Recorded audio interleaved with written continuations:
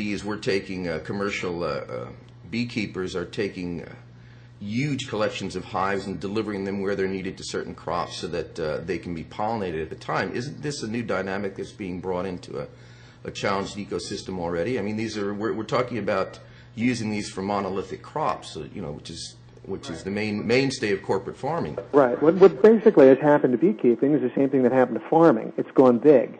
Once upon a time, we had small farms, local farms, regional food, and we relied on local bees and local beekeepers to pollinate crops.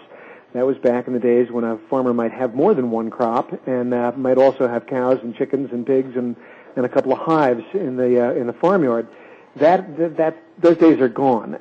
Agriculture has become such large scale that beekeeping has gone large scale too. So, for example, you have an almond crop in California that has to be pollinated in February, and there's just no way the local bees there are going to do it. So they ship in thousands and thousands of hives from all over the country. They have even imported them sometimes from New Zealand and places like that, but they find that the bees suffer from air sickness and don't do so well. But they ship them from all over, and they mix them together, of course, which is an opportunity for any kind of parasite or virus or mite to spread, and then they drive them to the next location. And this goes on throughout the whole growing year. Isn't really the basis of your article, I wouldn't say attacking, I'd say being very critical of corporate farming and how it's upset the balance of nature in more ways? I mean, later in the article you talk about impotent turkeys. I mean, isn't the article going after the big picture of the way that creating food in a corporate way has brought us this? Well, I'm very familiar with the critique of agriculture and a lot of the rest of our culture based on the idea that corporations are concentrating power and taking over and sometimes thinking more about profit than about health or the vitality of ecosystems or the vitality of the people who use their products, including food. And I agree with all of that. But I think that underlying that there's a notion that somehow says efficiency is good, concentration is good. If you find a good way to do something, do more of it.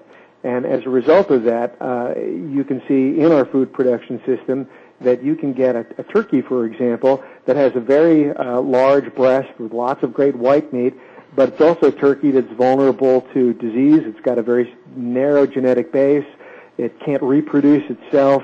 Over and over, when we go for profit and efficiency, what we find is we get all our eggs, so to speak, in one basket, and that makes us vulnerable when something goes wrong. Disturbance is always out there. Change is inevitable, and we often ignore the slow variables that will bring change about unexpectedly years later. So this is just sort of symptomatic of not just corporate behavior, but our cultural behavior. Do you believe that this has also become rampant in the food business overall, mostly because of the genetically engineered crops and now the enforcement of patents by companies like Monsanto for non-reproducing seed? How can this be reversed? I mean, aren't the bees really just a symptom or an extension of this whole thing?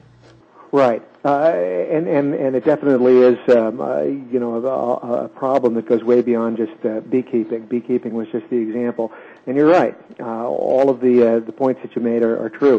What's going on also at the same time, interestingly enough, is that there is a movement on to grow more local food, to grow more organic food. Farmers markets are becoming incredibly popular. I live in an extremely rural area of Utah. It's 65 miles to drive to the nearest store. But even in Little Torrey, we have a farmer market, a guy who grows organic food, and he comes in. Very popular. More and more people are keeping bees. It's become almost popular. So this is sort of the counter movement. I guess you could say it's localization versus globalization. And it's going on everywhere, and it is hopeful, but we need more of it. One last question. Do you believe because Monsanto's got a bigger lobby in Washington than everybody else combined, just about, especially on this, they're trying to enforce these patents to where their seeds and their pesticides are the only ones used? Is this really going to be a battle between organic farmers and people that want to that are much more concerned about what they eat? Is this going to be a battle between the corporations going for profit and individuals wanting the freedom to grow their own food? Do you think it'll ever get to that?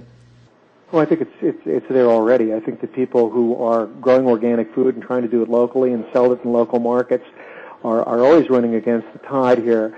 But that's no different than any other struggle or any other movement or that we've seen in the last in the last century.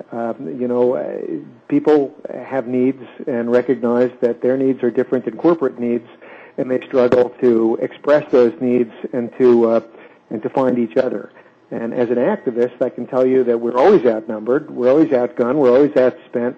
But I've been involved in about a dozen campaigns now to make polluters accountable, and at every turn we were David versus Goliath, and I think we won every single struggle I've been involved in. So I don't buy the notion that we can't come up against the Monsantos of the world and win. Sure we can. Well, all we have to do is tell ourselves that we need to start doing it. Chip Ward, thank you for joining us at INN. Is there any website you'd like to recommend for people to follow this issue? Well, I think that the essay that I wrote was on TomDispatch.com, and I want to tell people it's an excellent website. Tom Engelhart runs it out of the Nation Institute. He's associated with the Nation magazine. TomDispatch, one word, .com.